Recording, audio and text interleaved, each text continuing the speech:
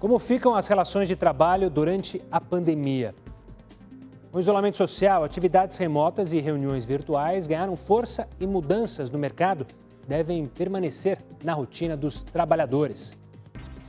O Estúdio News começa agora.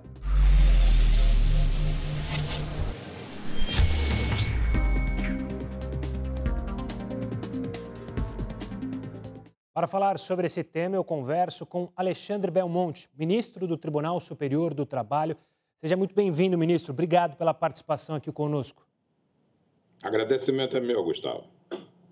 Ministro, eu quero começar falando sobre os dados do IBGE, o aumento do desemprego de 1,3 ponto percentual na comparação com o último trimestre. A gente chega quase a 13 milhões de pessoas desempregadas. Essa taxa não pega parte da quarentena, a grande quarentena que a gente está vivendo. Como você tem analisado as medidas tomadas pelo governo, principalmente com a medida provisória que regula a redução da jornada de trabalho e do salário? Esse é o caminho para tentar manter o emprego aqui no Brasil, ministro? Sim, esse é o caminho para tentar manter durante esse período excepcional, esse período de emergência. Não havia outro caminho a não ser fazer isso. Ou seja, a partir do momento em que o governo forneceu alternativas às empresas e também aos trabalhadores para que eles não fiquem sem receber e as empresas elas tenham o benefício emergencial de auxílio, nesse caso, então, realmente não haveria outra solução a não ser essa. Agora, essa é uma medida, como eu falei, excepcional, uma medida de emergência. Isso não é um caminho a seguir para o futuro. Para o futuro, o caminho a seguir é o investimento pesado em educação para transformar o Brasil num país tecnológico, porque nós vivemos de exportação e vivemos de commodity, né? E isso não é realmente possível que a gente continue no setor terciário ainda, e que os trabalhadores brasileiros eles não estejam no mesmo nível dos trabalhadores dos países desenvolvidos. Ministro, você falou em tecnologia, diversas empresas optaram, claro, pelo home office. O problema é que o home office não é regularizado no Brasil. Esse é um momento também de que foi aberta essa possibilidade, mas você acredita que nos próximos meses, pós-pandemia, a Justiça do Trabalho e também os legisladores têm que se debruçar sobre esse tema, ou seja, gerar uma regularização para o home office? Não, na verdade, na área trabalhista é regularizado sim. Tem artigos expressos de lei na CLT, na consolidação das leis do trabalho, sobre o teletrabalho prestado, o trabalho prestado de forma remota à distância, mas nós temos regulação sim. Poderia essa regulação ser aprimorada? Até pode, mas ela é recente, ela adveio da reforma trabalhista de 2017. Por outro lado, a Justiça do Trabalho ela está funcionando perfeitamente com julgamentos telepresenciais, com as turmas do Tribunal Superior do Trabalho, as sessões de dissídios individuais e coletivos, a mesma coisa, o órgão especial. Isso foi uma regulamentação, inclusive, recente, e com autorização, evidentemente, do CNJ. O Supremo Tribunal Federal também tem feito, como nós temos observado, julgamentos telepresenciais. Então, regulada essa matéria está, principalmente na área trabalhista. Ministro, você falou das teleconferências, eu queria tocar nesse assunto. Você disse aí, né, os juízes do trabalho são responsáveis por 45,1% do total de videoconferências da plataforma monitorada pelo CNJ desde o início da pandemia. Você enxerga isso como uma judicialização do trabalho ou entende que é normal, justamente pelo momento que a gente está vivendo, normas novas sendo adotadas, resoluções novas? É compreensível isso ou você acha que é um exagero? Não, não é necessariamente um exagero. É lógico que vai haver um aumento de demanda no TST, não tanto de imediato, porque o TST ele é um tribunal de uniformização, a não ser que se trate de uma questão de abrangência nacional que vá logo diretamente ao Tribunal Superior do Trabalho. Os tribunais regionais do trabalho, sim, e as varas, elas recebem uma quantidade maior de demanda em vista de interpretações que possam ocorrer a respeito das medidas provisórias 927 e 936. A medida provisória 927, ela, na verdade, trouxe um conjunto de regras flexibilizadas para aqueles empregadores que não pararam as suas atividades. E a medida provisória 936 trouxe um conjunto de regras para os empregadores que tiveram que paralisar total ou parcialmente as suas atividades, né? Isso por meio da medida provisória da redução do salário, da redução da jornada com redução do salário, então suspensão temporária do contrato de trabalho. Agora, todas essas questões têm trazido e irão trazer, com o tempo, uma série de problemas, de questões jurídicas relacionadas a isso. Eu vou dar alguns exemplos. O gerente, que é aquele que não está subordinado à jornada de trabalho, ele pode ter o salário dele reduzido. Se ele não tem jornada, como que eu vou reduzir o salário dele? Por outro lado, esses gerentes costumam ser aquelas pessoas que, exatamente em épocas de crise, costumam ser mais demandadas. Então, em vez de ter menos trabalho, tem mais. Mas, se por acaso se tratar de uma atividade que fechar totalmente as suas portas por um determinado tempo, é possível, então, fazer em relação a esse gerente a suspensão temporária do contrato. Discute-se também se trata de força maior ou de fato do príncipe. A força maior é aquele evento, inevitável, previsto na CLT, que abrange aqui, no caso, na hipótese, o caso fortuito, né, os fatos da natureza. Então, o vírus, para a CLT, é como se fosse força maior, e a medida provisória 927 também assim define. Mas há quem entenda, porque existe esse dispositivo na lei, no artigo 486 da CLT, que se trata de um ato administrativo governamental de fechamento ou de paralisação de atividades nos governos estaduais e municipais, e que isso, então, levaria para o governo a responsabilidade pelo pagamento de eventuais indenizações. Então, existe esse tipo de controvérsia. Eu, particularmente, entendo que se trata apenas de força maior, que não é fato do príncipe. Mas são exemplos apenas de inúmeras questões que são aí trazidas em relação a essas medidas provisórias 927 e 936. Ministro, a Justiça espera um aumento das ações trabalhistas após a pandemia, até mesmo aí no Tribunal Superior do Trabalho, e por quais motivos?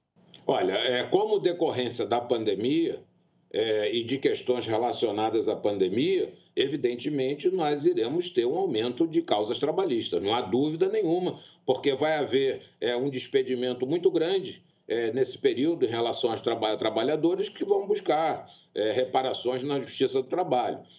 Por outro lado, controvérsias como eu expliquei, decorrentes dessas medidas provisórias. Agora, para que nós possamos ter no futuro uma pacificação social, para que nós possamos fazer uma transformação, digamos assim, das relações de trabalho e também do relacionamento entre trabalhadores e empregadores, só mudando a legislação, ou seja, uma reforma profunda em bases diferentes que adequem a legislação trabalhista ao mundo atual do trabalho, né? Isso já era necessário antes da pandemia, em que nós estávamos com 11 milhões e meio de trabalhadores desempregados, um alto índice de informalidade, cerca de 50% de informalidade, tanto que o governo precisou da ajuda desses informais. Então, esse pessoal ele não está incluído na legislação trabalhista. Então, é preciso que se inclua em termos de proteção social. Mas, para que se tenha essa inclusão, é preciso uma modificação legislativa, é preciso que nós possamos ter normas inteligentes que possam buscar essa inclusão. O governo tentou fazer isso, o Poder Legislativo, melhor dizendo, o Congresso, tentou fazer isso de várias formas. Tentou isso com a regulação das novas formas de trabalho, isso não surtiu muito efeito. Agora, o governo tentou isso com a chamada carteira verde e amarela, cuja medida provisória acabou sendo revogada, mas talvez nós precisemos de uma mudança mais profunda, né? É uma mudança na educação do nosso trabalhador, ou seja, que o nosso trabalhador esteja apto aos postos de trabalho atuais e futuros e que haja também um tratamento diferenciado entre o pequeno, médio e o grande empresário. O pequeno empresário responde quase 70% da mão de obra no Brasil e a carga legislativa dele é a mesma do grande empresário. Ministro, pelo que eu entendi da sua fala, você tem uma preocupação principalmente com a precarização do trabalho, principalmente no futuro, haja vista que no momento da recuperação econômica, muitos empresários podem abusar ou da terceirização e aí a gente acabar deixando o profissional, o trabalhador, ainda numa situação pior. É isso mesmo? Essa sua preocupação está ligada a uma precarização do trabalho? É preciso saber analisar precarização e flexibilização para a retomada econômica? Não, são coisas distintas. A flexibilização, ela é uma distensão em relação à norma existente. Então, por exemplo, agora o governo, através da medida provisória, ele flexibilizou normas que já existiam na CLT, através das duas medidas provisórias, por meio das duas medidas provisórias. Todas aquelas normas que estão na 927 e todas as soluções que estão na 936, elas já existem, exceto o benefício emergencial. Então, o que foi feito aí, no caso, foi uma flexibilização para atravessar esse momento que nós estamos vivendo agora. Agora, essa flexibilização, ela pode ser feita no futuro em relação ao horário de trabalho, não precisar fazer um acordo coletivo, basta um acordo individual. Então, flexibilizações circunstanciais podem ocorrer, mas isso não vai resolver o problema do desemprego. Independente dessa questão da flexibilização, é a questão da precarização, né? Precarização por causa de abuso, precarização por conta da terceirização, pode até existir, mas é como eu estou dizendo, a flexibilização ela não vai resolver os problemas nem do empresário e nem dos empregados. Se fosse para resolver, já teria resolvido com a simples reforma trabalhista de 2017. Não vai ser resolvido dessa maneira.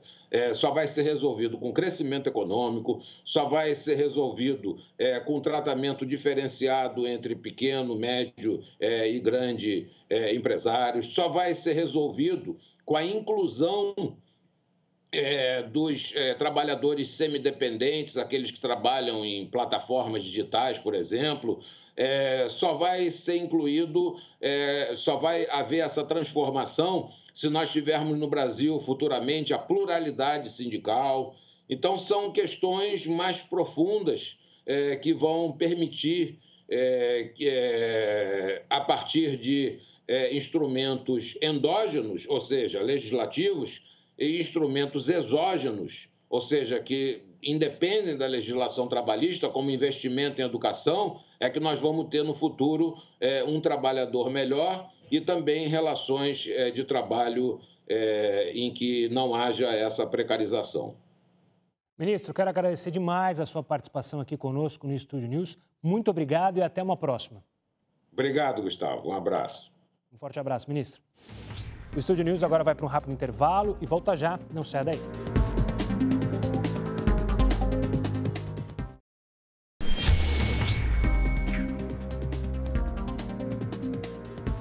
Para falar um pouco mais sobre as relações trabalhistas durante a pandemia, eu converso agora com a juíza Noêmia Porto, presidente da ANAMATRA, Associação Nacional dos Magistrados da Justiça do Trabalho. Doutora, obrigado. Seja muito bem-vinda ao Estúdio News. Eu é que agradeço, Gustavo, pela oportunidade e, claro, pela super pertinência do tema. Doutora, vamos lá. Eu quero primeiro a sua análise sobre como essa pandemia tem afetado o empregador e quais são as alternativas para viabilizar a manutenção do trabalho nos próximos meses. Os empregadores têm sido atingidos de forma muito diferente, porque isso depende do segmento econômico que nós estivermos trabalhando. Então, vamos imaginar assim, setores já imediatamente atingidos. Setor de turismo, uma parte do setor de serviços foi altamente atingido, mas outros setores não foram tanto. É o caso, por exemplo, dos setores de comunicação, especialmente a comunicação que seja incrementada por instrumentos de tecnologia. Também o varejo no Brasil, no que diz respeito a produtos alimentícios e na venda de produtos farmacêuticos, não está experimentando a mesma crise que outros setores. Então, o que eu quero dizer com isso? Não é possível a gente dizer que os setores econômicos tenham sido atingidos pela pandemia da mesma forma. Ainda na mesma empresa, setores podem ter sido atingidos de forma diversa. Vamos imaginar a situação de um restaurante. Aquele que tem a entrega em delivery, por exemplo, tem a sua cozinha e a própria produção do alimento incrementado. Precisou agregar a entrega desses produtos. Todavia, na parte que diz respeito aos seus garçons e maîtres, essa atividade foi atingida. Por isso, a gente não pode tratar de maneira homogênea as necessidades dos empregadores nesse momento. Quanto à questão da manutenção do emprego e da renda, que, aliás, é uma recomendação da Organização Internacional do Trabalho, para que a pandemia não se transforme também numa crise humanitária, é necessária a injeção econômica do Estado nesse momento. Mas uma injeção econômica que atinja pequenas empresas, microempresas, mas tendo como contrapartida a garantia da manutenção dos postos de trabalho. Doutora, por ocasião do 1º de maio, a senhora escreveu um artigo que citou a invisibilidade de milhões de brasileiros que, com a pandemia, vieram à tona. Você acredita que a gente precisa ter um olhar ainda maior para esse grupo que foi beneficiado aí, com auxílio do governo, mas que estava esquecido? Sem dúvida, esse é um problema, o dos trabalhadores e das trabalhadoras informais, que pré-existe a pandemia. Já no final do ano 2019, início de 2020, já denunciávamos os dados no sentido de que o Brasil batia recordes de informalidade, chegando em torno de 41% da mão de obra ativa brasileira. Isso significa em torno de 36 milhões de brasileiros e brasileiras, uma nação inteira na informalidade. Até aquele momento, não havia políticas públicas ou políticas públicas legislativas voltadas a essa realidade. Quando veio a pandemia, isso se tornou visível, porque, afinal de contas, como impor ao trabalhador e à trabalhadora informal que mantenha o isolamento social, mas quando não tem nenhuma fonte de renda, nenhuma fonte de sobrevivência? Veio, então, a possibilidade desse benefício, que atende trabalhadores e trabalhadoras informais até um valor de R$ 600. No caso das famílias monoparentais femininas, isto é, chefiadas por mulheres, esse valor pode chegar até R$ 1.200. O que fica disso tudo é, para o período pós-pandemia, qual será a política pública persistente para o atendimento à situação dos recordes de informalidade, que tendem a se agravar também com a pandemia.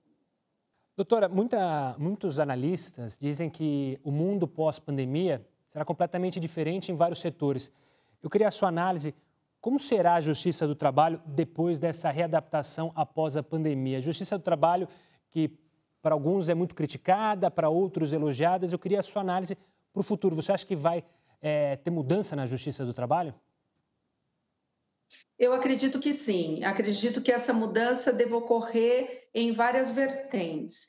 É uma mudança que eu vou chamar de externa e de interna. Vou chamar de externa a mudança no que diz respeito a uma visão sobre o próprio direito. Eu acho que a pandemia deixou evidente a importância da justiça social. Pelos dados do CNJ, a Justiça do Trabalho, em tempos de pandemia, foi a justiça mais produtiva e é a que endereçou a maior quantidade de valores para combate à pandemia. Mais de 200 milhões de reais vieram justamente de decisões da Justiça do Trabalho. Então, esse reconectar com a importância de uma justiça social, talvez seja o nosso legado externo. Mas eu também tenho uma abordagem aqui sobre o nosso legado interno, porque no que diz respeito ao plantão extraordinário, magistrados e magistradas, servidores e servidoras estão trabalhando à distância. A Justiça do Trabalho sempre foi uma justiça com muita presença física, muitas audiências, muito contato com as partes. E agora está precisando trabalhar à distância, em teleconferência, com videoconferência, com tudo que isso significa de positivo e de complicadores. Certamente nós não seremos mais os mesmos. Pensar numa justiça que seja presente, mas que tenha lá uma necessidade de economia dos seus próprios recursos e a maximização dos instrumentos de tecnologia, talvez seja o nosso grande aprendizado para o futuro. Doutora, eu queria saber o que determina a legislação brasileira para aqueles que receberam o diagnóstico do coronavírus, a proteção para esses trabalhadores e também para aqueles que não receberam, mas que fazem parte do grupo de risco e trabalham em setores fundamentais, ou seja, seguem trabalhando. A proteção para esses trabalhadores? E a proteção aqui depende da situação contratual do trabalhador. Vamos imaginar que nós estejamos numa situação limite, ou seja, é um trabalhador contratado, formalizado, e ele contrai o Covid-19 no ambiente de trabalho, em razão de ter ido trabalhar. Aqui as consequências são das mais diversas. Esse trabalhador vai ficar afastado de licença médica por 14 dias, e esse afastamento está a cargo da empresa. Se esse afastamento for superior a 14 dias por uma qualquer necessidade médica, ele pode ser afastado para receber o benefício previdenciário. Tudo isso sem prejuízo de que ele possa depois questionar reparações civis, reparações patrimoniais, por ter contraído a doença no ambiente de trabalho, em razão, por exemplo, desse meio ambiente não ter sido assegurado como salubre. É uma situação. Mas nós também podemos ter aquela hipótese em que o trabalhador contrai Covid-19 e isso nada tem a ver com o ambiente de trabalho. Se ele é um trabalhador contratado formalmente, a primeira parte vai ficar da mesma maneira, ou seja, durante os primeiros 14 dias da necessidade de afastamento, a empresa precisa arcar com isso. Se houver necessidade de mais de 14 dias de afastamento por indicação médica, é possível afastá-lo para recebimento do benefício do auxílio-doença. Agora, a maior preocupação vamos voltar ao tema daqueles trabalhadores que estavam invisibilizados pelo sistema brasileiro. E se esse contrair a doença se der exatamente por um trabalhador informal? Afora esse benefício que vários têm recebido, que é de R$ 600, podendo chegar a R$ 1.200 se for uma família chefiada por mulher, por exemplo. Afora isso, não há outras garantias para que ele possa suportar esse período de sofrimento com a doença. Doutora Noêmia Porto, quero agradecer demais a sua participação aqui conosco no Estúdio News. Muito obrigado e até uma próxima. Eu é que agradeço. Tomara que a gente possa continuar debatendo esse tema. Até mais. Até mais. Agora eu converso com o Luiz Guilherme Melhora, advogado trabalhista. Doutor Melhora, muito obrigado pela participação e seja bem-vindo ao nosso bate-papo. Obrigado, Gustavo. É um prazer. Doutor, eu queria começar conversando sobre a questão do home office, das pessoas que estão trabalhando nessa pandemia em casa. Quem está trabalhando em casa, ele exerce funções ali como internet, computador, telefone. Isso pode ser cobrado do empregador ou deve ser cobrado do empregador? Tem gente que faz ligações internacionais. Como é que funciona essa relação de trabalho? O correto é que isso não implique em gasto adicional, ônus adicional para o empregado, né? Ou seja, o empregado não pode fornecer as ferramentas para o empregador exercer a sua atividade. Com relação a custos adicionais, o que a lei prevê é que isso pode ser resolvido em contrato. Eu posso ter um contrato que diga que os custos adicionais estão, por exemplo, compensados, porque o empregado que trabalha em home office, ele pode ter uma situação em que ele não vai gastar em transporte, ele não vai gastar em investimento, a mesma coisa que ele gastava antes, se ele não usa uniforme, ele não vai gastar a mesma coisa em alimentação, porque, em geral, a alimentação em casa é mais barata do que a alimentação na rua. Então, não é comum, nem é incorreto eu fazer um contrato pelo qual eu estabeleço que é uma conta de final zero, né, em que há economias de um lado e gastos do outro. Agora, se você tem uma situação específica, como você falou, de um empregado, por exemplo, que tem que fazer chamadas internacionais ou tem um gasto adicional, é claro que esse gasto seja previsto e reembolsado ao empregado. O conceito é que não pode o empregado financiar o negócio do empregador. Agora, se tem uma decisão recente do Tribunal de São Paulo, num caso de um teleatendente de uma empresa aérea, em que ele buscava o pagamento de despesas, e o tribunal falou, não, você aceitou um contrato que dizia que as despesas estavam todas já embutidas. Então, o correto é que o contrato espelhe a realidade. Doutor, agora eu quero falar sobre o funcionário que segue trabalhando fora de casa nessa quarentena. Há como ele exigir o trabalho remoto, mesmo sem a solicitação do empregador?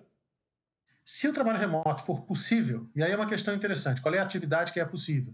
Se o trabalho remoto for possível, o empregado pode demandar o trabalho remoto, demonstrando que não há prejuízo.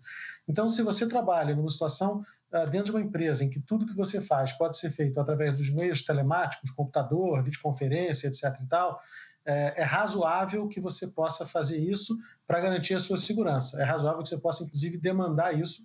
Isso vem sendo demandado por parte das autoridades, ou seja, você vê hoje o Ministério Público do Trabalho, por exemplo, pedindo às empresas que expliquem por que elas estão trabalhando presencialmente e explicando que o trabalho telemático, remoto ou por home office não seria possível. Então, sim, o empregado pode pedir isso, se ele for negado, ele pode ir ao sindicato e até ao Ministério Público para pedir. Agora, a atitude normal dos empregadores tem sido também por uma questão até de responsabilidade, de colocar todo mundo que pode estar em home office nesse sistema, porque é mais seguro para todo mundo, inclusive para o empregador, né? E o funcionário que se enquadra em grupo de risco e tem uma função que não há possibilidade de trabalhar em casa, sendo um atendente, por exemplo, de um supermercado, ele pode exigir do empregador a licença ou umas férias antecipadas para justamente não correr o risco com uma doença que atinge um grupo determinado de pessoas? Hoje em dia, Gustavo, você tem uma série de mecanismos. Eu acho que não deveria o empregado ter que exigir se a empresa tem tantos mecanismos para evitar que o empregado em grupo de risco tenha que trabalhar, mesmo quando a sua atividade não possa ser realizada em home office. Então, assim, o empregado pode ser colocado de férias. Ele pode ser colocado num sistema em que ele não trabalhe contra um banco de horas futuro. Ele pode, numa situação mais extrema, ser colocado no sistema da suspensão do contrato de trabalho com benefício que é dado pelo governo através do acesso ao que seria o valor do seguro-desemprego. Então, assim, é claro que o empregado pode solicitar, eu acho que até deve, se ele for grupo de risco, agora, não deveria precisar, né? O empregador deveria fazer isso sem o empregado solicitar. E aí, hoje, pela legislação que se tem em vigor para o período da pandemia, existem várias opções para o empregador poder implementar isso e afastar, de fato, o empregado que é grupo de risco. Se o empregador não faz, ele está criando também um risco grande para ele, né? O empregador de amanhã ter que responder por danos que esse empregado possa sofrer. Luiz, a relação trabalhista, ela é sempre muito levada à justiça. Você acredita que a gente tem que procurar mais a mediação? Você acha possível a mediação, a conciliação neste ambiente que muitas vezes foi ou ainda é hostil?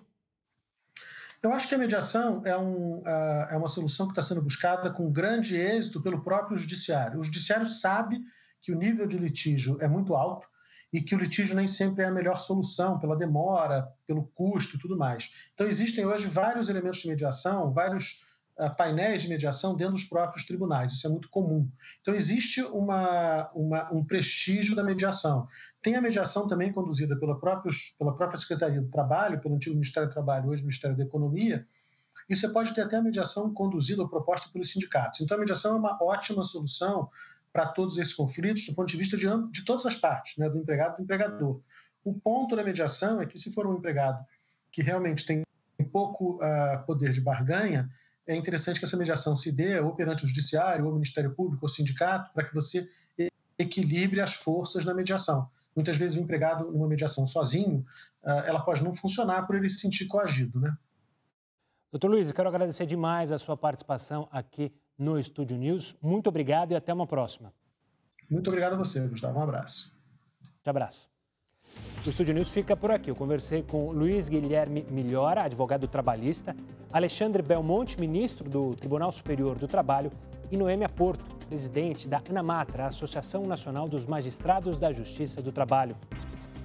Você já pode acompanhar essa entrevista pelo nosso canal no YouTube e também pelo nosso podcast disponível nas plataformas Spotify e Deezer.